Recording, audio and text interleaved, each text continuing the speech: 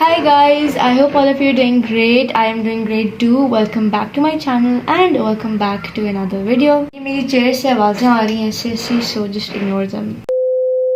And ये यहाँ पर रिफ्लेक्शन भी आ रहा है मेरी ग्लासेस के अंदर बिकॉज आज हम एक बहुत मज़े की वीडियो करने लगे हैं तो I need my laptop for that. Again I am super duper sorry कि मैं बहुत देर बाद अपलोड करती हूँ. अब यार मैंने इधर देख रही हूँ लेकिन मुझे देखना इधर है. आई डू नो दैट लेकिन मैं इधर देख रही हूँ बिकॉज मुझे अपनी शक्ल नज़र नहीं आती. फिर रात को मैं ये वीडियो फिल्म कर रही हूँ और पंखा भी नहीं चल रहा और मुझे सख्त गर्मी लग रही है but still I am doing it for you guys.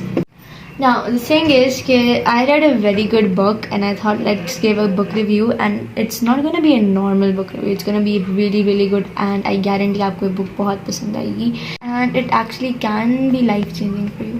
I am going to divide this book review into 3 parts because it's quite long. मैंने बहुत टाइम लगाया इस book review को लिखने में. तो मैं आपको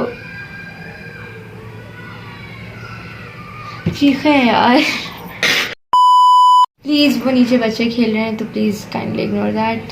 के 3 पार्ट्स इस तरह से होंगे. पहले में जनरलाइज होगा. सेकंड के अंदर it's going to be more of detailed type चीज़ें जो मुझे पसंद आई हैं. कोट्स वगैरह हो सकते हैं. They can be quotes, they can be certain scenarios, certain scenes I have loved in the book and certain side based characters as well जिनकी बहुत मुझे जिनकी बातें इफेक्ट हुई हैं and it's been great reading them.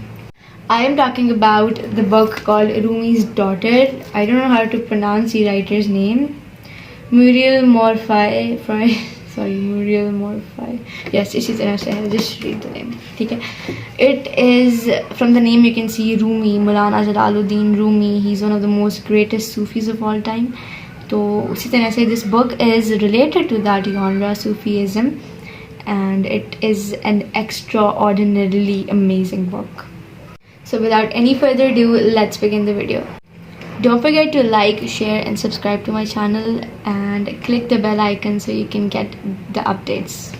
So before we start the actual book review, I am going to tell you who Rumi was. Rumi, Maulana Jalaluddin Rumi was one of the most greatest Sufis and poets of all times. He was acknowledged and he was a vibrant figure whose unusual views on love still have a tremendous impact on people's lives today. Now let's come to the actual story. This story takes place at the decline of the Byzantine Empire, which means Mongol invasions. I'm talking about 13th century. Now this book is about a girl named Kimya, a little girl who lives in a rural village, Anatolia, in 13th century. Her father's name is Farooq and her mother is Evdokia. They live together in the village and I actually love the relation between Kimya and her father, and I can describe that using a scenario or a scene that I absolutely loved. Farooq's feelings toward his younger daughter were blissful. He would take her in his arms while she puts hers around his neck, and as he carried her to bed she murmured, "Baba, Baba, I love you." When Farooq came back and sat down, he had a beautiful smile on his face. Now, this actually kind of reminds me of my childhood, or I'm sure your childhood too, because when we used to sleep, our parents, our father used to carry us to bed. So it was quite relatable in that sense. Now, I also loved the way Farooq had proposed Evdokia, which means her mother. I wish आजकल भी इसी तरह के proposals होते. So he said, "I'm going to marry your daughter," I was telling myself while walking towards the old man, which means father of Evdokia. But once in front of him, I couldn't utter a word. He was very straight. He was very square. Where was all my strength and determination? My legs felt weak and my heart was full of fear. Why should this man give me his daughter? He had a house. I had a tent made of goat hair.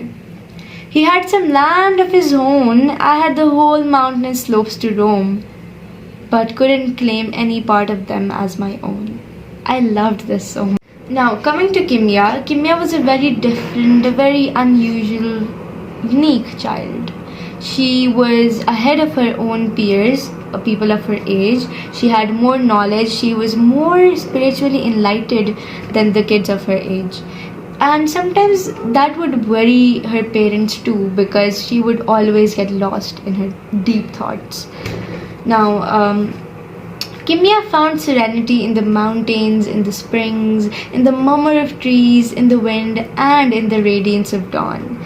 Like, it's the description done in this book and the village, that was amazing. Like mountains, deep gorges, valleys, all of that had the best description ever. Now, since Kimia was a very intelligent, a very unique child, a religious scholar advised Kimia's parents to send her to Konya for good education so that she can utilize her abilities, and she can get better education over there.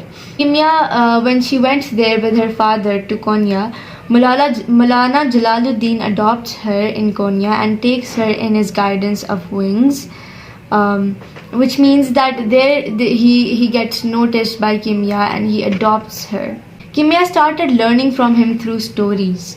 I actually really admire the bond between Kimia and Maulana that was built up. एक scene के through I can describe that. I can describe that through a scene.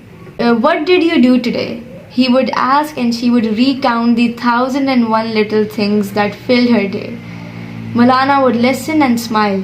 Then he would tell a story. So Kimia would really learn a lot from the stories and experiences Maulana would tell her. Now, everything goes well until the arrival of Shams Tabrizi. He came from Tabriz. He had an immense spiritual friendship with Maulana Jalaluddin Rumi. Kimia's life actually changes a lot after getting her married to Shams. Her spiritual awakening starts at that point. It is a very challenging thing to adjust with Shams' lifestyle because he was very absorbed in the love of God. Kimia was sometimes overwhelmed by a feeling of joy and sometimes found herself in pain, and she thought that this would never end. Now, for the relation of Shams, Kimia, and they getting married and their relation with Maulana Rumi, all of that is not really described in this book in a very, good manner. There's another book called The 40 Rules of Love. I'm sure you must have heard about it. That book has a detailed explanation of the talks, of the relationship between Shams and Maulana and Kimia getting married to him. This story is mainly about the love of God and self-discovery. True love is hidden somewhere deep inside everyone, but a person first needs to purify his heart from worldly desires to attain the love of God. When we finally find the light of God's love, it transforms the copper of our being into gold. At certain points, I was literally dumbfounded by the quotes or by the wisdom of Maulana or by the lines he spoke, the stories he told. They were literally so shocking and good. So this is just a generalized thing I've told you. In the next part, I'm going to tell detailed things that I loved about this book, some of the best quotes I found in this book that will literally make you dumbfounded, I'm sure. So yeah, if you're interested in books like Sufism and the love of God, and you want to know about Rumi and you want to know about spiritual things, this one's a perfect fit for you. I am going to see you in the next part of this video, inshallah. I hope you guys enjoyed and you guys learned something new as well. See you in the next video. Bye.